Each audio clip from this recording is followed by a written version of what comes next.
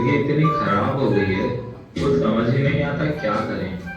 क्या हुआ भाई, तू इतना परेशान क्यों है? अरे यार, सुबह से लेकर रात तक बस पढ़ाई पढ़ाई और पढ़ाई। सुबह जल्दी उठो, स्कूल जाओ, फिर आकर होमवर्क करो, फिर ट्यूशन जाओ, फिर आकर ट्यूशन का भी होमवर्क करो। सारा दिन इसी में चला जाता है। घूमना फिरना, खेलना कूदना, मौज मस्ती करना, इन सब के लिए तो समय ही नहीं बचता।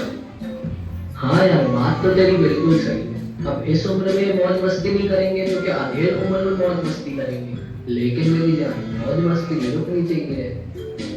हाँ यार, पर कर भी क्या सकते हैं यार, ये घर वाले भी बस पढ़ाई के लिए परेशान करते रहते हैं। अब तो ऐसा लगता है कि जिंदगी की पूरी ऐसी वैसी हो रखी है, बस परेशानियों के अलावा कुछ रहा ही नहीं। कोई बात नहीं भाई, शांत हो जा, सब ठीक हो जाएगा। अरे आप शांत हो जा, यार जिंदगी झंडुआम की तरह हो रखी है, कुछ मजा ही नहीं आ रहा है और तू बोला शांत हो जा। हमारी जिंदगी जोकर जैसी है, पता नहीं क्या होगा हमारा। बड़े भाई, life is just a joke, सब भगवान की गलती है, शांति से खेल भी नहीं सकते। क्यों इतनी परेशानियां दी भगवान, क्यों? कहता है जोकर सारा जमाना, आधी धरती आधा फसाना, चश्मा उतारो फिर देखो यारो, दुनिया नई है चेहरा पुराना। कहता है जोकर।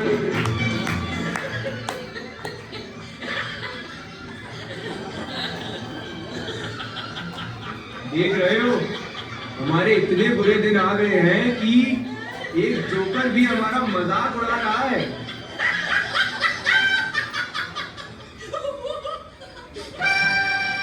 नहीं नहीं, मैं तुम लोगों को देखकर नहीं हंस रहा, बल्कि खुद पर हंस रहा हूँ। क्योंकि कुछ साल पहले मेरी भी हालत तुम्हारे जैसी थी, लेकिन अब मैं लोगों को हंसाने का काम करता हूँ।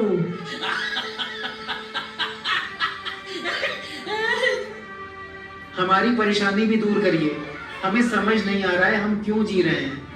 क्या लक्ष्य है हमारे जीवन का? क्या हमारी हालत सदैव ऐसी ही रहेगी? क्या तुम सीखना चाहते हो? हाँ हाँ। अच्छा, तुम भी सीखना चाहते हो? हाँ हाँ। क्या आप सब लोग भी सीखना चाहते हैं? हाँ, क्या आप लोग भी सीखना चाहते हैं? तो बजाइए ताली।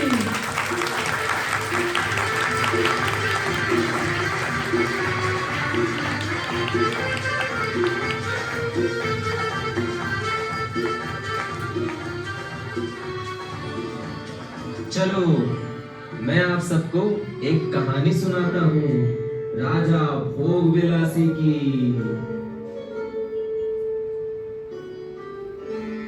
यह एक ऐसे राजा की कहानी है जिनका नाम राजा भोग विलासी है। इन्होंने अपने पूरे जीवन में केवल भोग विलास ही किया है। आइए हम इनके राज्य में चलते हैं।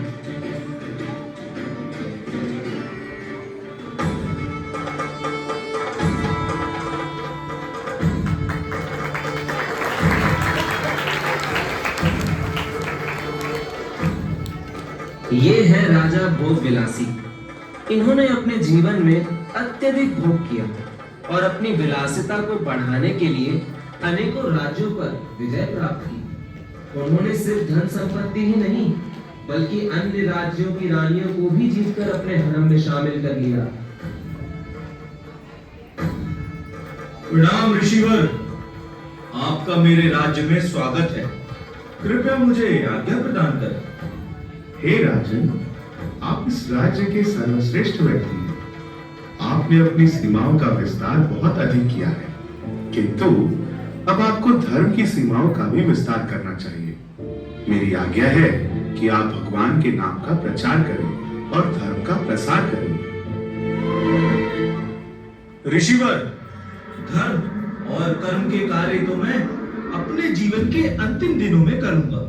अभी तो मुझे अधिक से अधिक भोग करना है, अपने राज्य को ऐश्वर्य से डुबाना है।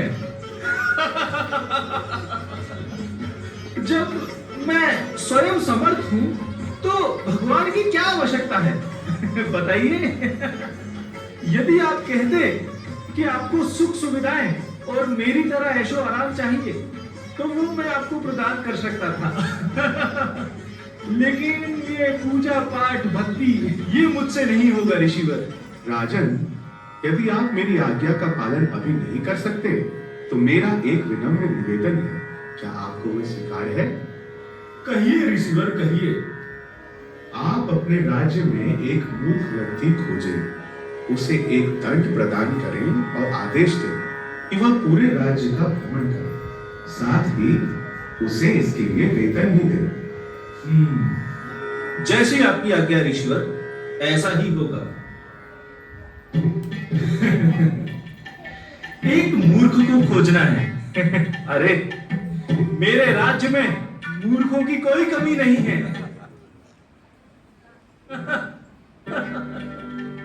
एक खोजोगे तो 1000 मिलेंगे। सेनापति, जाओ मेरे नगर में जाओ और ढूंढ कर लाओ एक महामूर्ख। कैसी आपकी आज्ञा महाराज? मूर्ख कहाँ है? मूर्ख कहाँ है? हाँ, तुम्ही हो ना मूर्ख? नहीं, तुम्ही हो मूर्ख। हाँ, ये लग रहा है। हाँ, तुम्ही हो ना मूर्ख? हाँ, तुम्ही तो हो मूर्ख। अरे ये क्या? ये तो अपनी संपत्ति लुटा रहा है। सब व्यर्थ है, सब व्यर्थ है। ये संसार नश्वर है, ये शरीर भी अपना नहीं है। यही है मूर्ख। पकड़ो इसको, पकड़ो पकड़ो। लोग मूर्ख हैं जो वो माया में फंसे हैं। हम भी मूर्ख हैं, तुम भी मूर्ख हो, तुम भी मूर्ख हो, हम सब मूर्ख हैं। यही है मूर्ख। पकड़ो इसको, पकड़ो पकड़ो। अरे अरे, क्यों पकड़ रहे हो मुझे? मैं शरीर नहीं हूँ, मैं शरीर नहीं हूँ, क्यों पकड़ रहे हो मुझे? सैनिक, हमें मूर्ख मिल गया। चलो चलते हैं महाराज के पास। प्रकार सैनिक एक मूर्ख को राजा के समक्ष ले आए, परंतु राजा भोग विलासी तो अपने भोग विलास में ही लिप्त थे। आइए देखें कि कैसे उन्होंने अपने राज्य में विलासिता को सर्वोपरि रखा। महाराज, आपकी आज्ञा के अनुसार हम एक मूर्ख को लेकर आए हैं। अति सुंदर। पर तुमने कैसे जाना कि यह व्यक्ति महामूर्ख है? महाराज, ये व्यक्ति अपनी सारी संपत्ति लुटा रहा था और साथ ही कह रहा था कि मैं ये शरीर नहीं हूँ। क्या? अपनी संपत्ति लुटा रहा था? जी महाराज। और ये कह रहा था कि मैं शरीर नहीं हूँ? जी महाराज। ये तो सच में मूर्ख प्रतीत होता है। अगर शरीर नहीं होगा तो मनुष्य भोग कैसे करेगा? यह व्यक्ति तो मेरे कार्य के लिए एकदम उपयुक्त है। हे मूर्ख, इधर आओ। मेरी बात सुनो, इधर आओ। बोलिए महाराज। सुनो, मैं तुमसे अति प्रसन्न हूं। मैं तुम्हें अपने राज्य में एक अच्छी नौकरी देना चाहता हूं। नौकरी? हाँ, वो भी मुझे? मैं करूंगा महाराज, करूंगा। सेनापति, दंड लाओ। जी महाराज।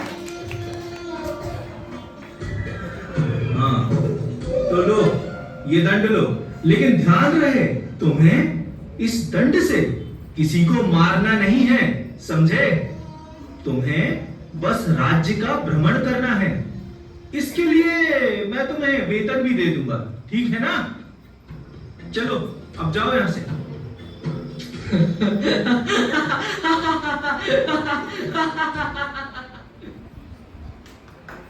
प्रकार राजा भोग विलासी ने तपस्या के लिए प्रदान किया गया है। भोग से केवल रोग ही मिलते हैं।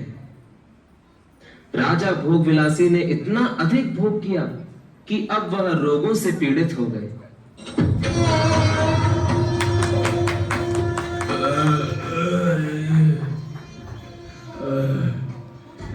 सेनापति, सेनापति। जी महाराज। सेनापति, सेनापति, मेरी रानियों को बुलाओ। मुझे लगता है मेरा अंतिम समय आ चुका है। शीघ्र करो। जी महाराज। सेनापति, मेरा अंत निकट है।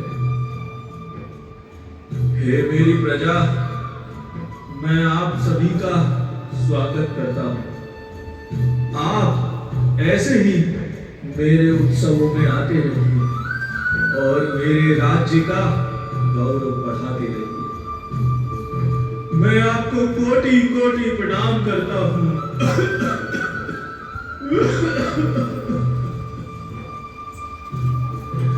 सेनापति, मैं अपने अंतिम समय में सभी से मिलना चाहता हूं। जाओ, उस मूर्ख को भी लेकर आओ जिसे मैंने हमेशा तुच्छ समझा। शीघ्र करो। जी महाराज। मेरे पास अधिक समय नहीं है। अधिक समय नहीं है।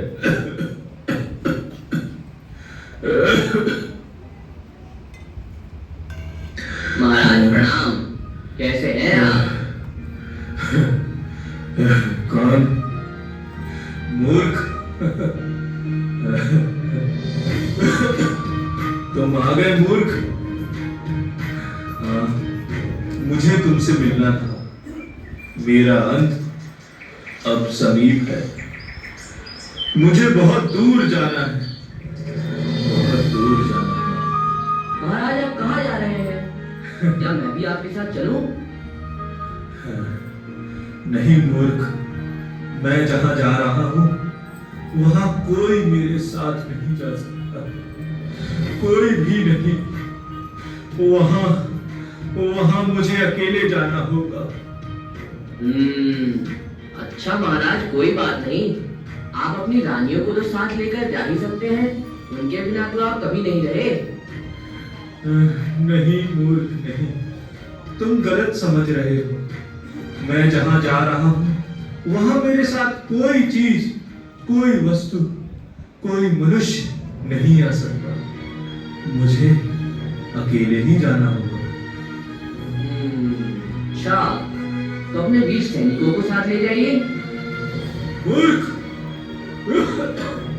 तुम मूर्ख के मूर्ख ही रहोगे।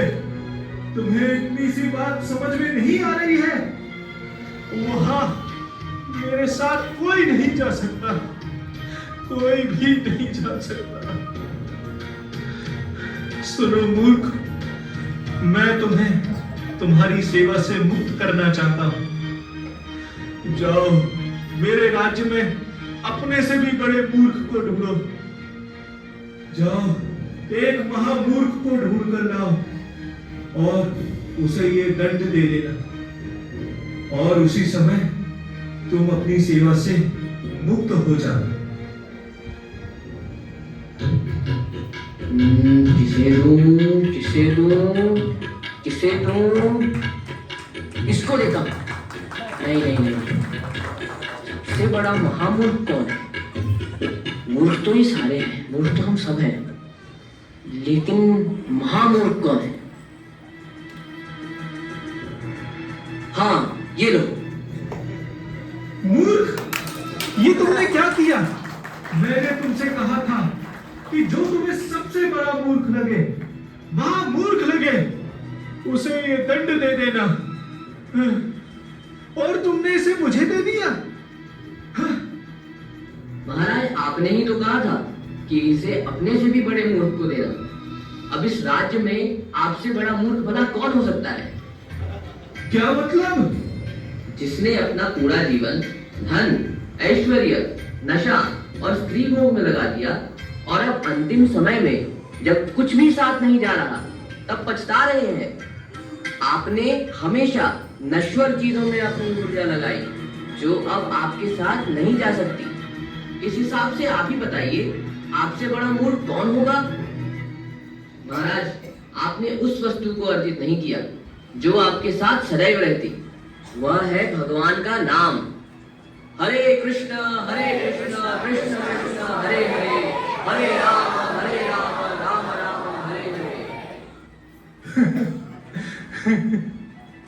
तुम कोई महान पुरुष प्रतीत होते हो जो इतनी गूढ़ और ज्ञान की बातें कर रहे हो। तुम कोई मूर्ख नहीं हो सकते। हे महान आत्मा, कृपया मुझ पर दया करें।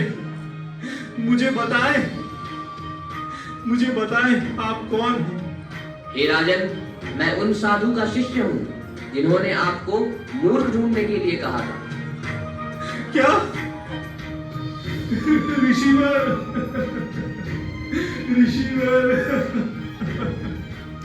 मुझे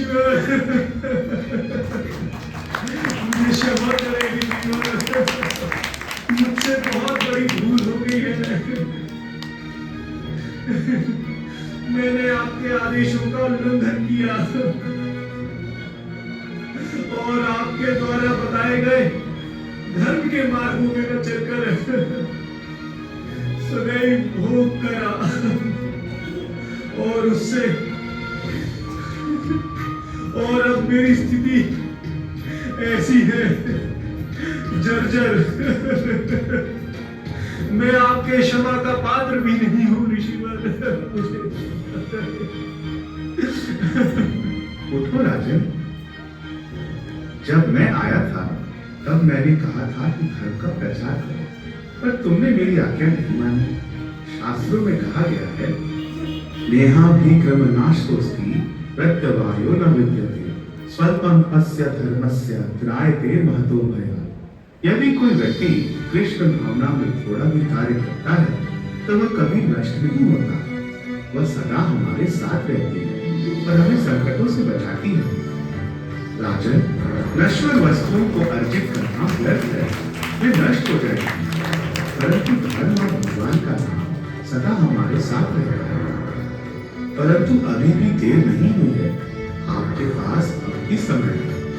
आपको हरिनाम का आश्रय लेना चाहिए और अपनी प्रजा को भगवान कृष्ण द्वारा प्रदान किए गए भगवत गीता के ज्ञान का उपदेश देना चाहिए।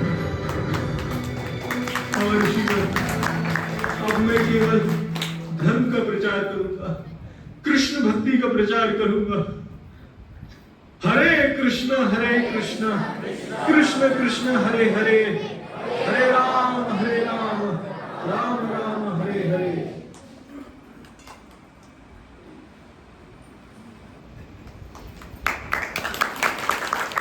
उत्साह से बोलिए हरे कृष्णा कृष्णा कृष्णा कृष्णा हरे हरे, हरे राम राम राम हरे हरे। बहुत ही सुंदर नाट्य प्रस्तुति थी। भक्त धीरज इन्होंने दो किरदार निभाए थे, एक तो महामूर्ख और एक शुरू में जोकर बने थे। और भक्त परस में तो इन्होंने राजा का रोल अदा किया और बाद में महामूर्ख भी कहलाए। और भक्त हेमंत है, ये सन्यासी बने थे जिन्होंने शिक्षा दी राजा को। तो इस प्रकार से हम देख सकते हैं कि राजा हैं या वरिष्ठ जन हैं, जैसे भगवत गीता और श्रीमद् भागवतम में ये कुछ बहुत कम ऐसे श्लोक हैं जो कि एक जैसे श्लोक हैं। तो श्रीमद् भागवतम में भी वर्णन आता है, श्रीमद् भगवत गीता में भी वर्णन आता है, यद यद आचरति श्रेष्ठस् तत्तदेवेतरो जना सयत् प्रमाणम कुरुते लोकस्तद अनुवर्तते। तो समाज में हम सब अपनी अपनी जगह कहीं ना कहीं वरिष्ठ स्थान लिए हुए हैं, माता का, पिता का, शिक्षक का, गुरु का, जिस भी प्रकार से हमने जहां भी स्थान ले रखा है वहां जो भी हमारे अधीन है, मान लीजिए घर में हमारा परिवार है, तो वहां हम इस प्रकार से प्रचार कर सकते हैं और सभी को महामूर्ख बनने से बचा सकते हैं। तो भक्त हेमंत सन्यासी थे और भक्त अनिरुद्ध हैं, तो सैनिक बने हुए थे, सैनिक सेनापति बने हुए थे।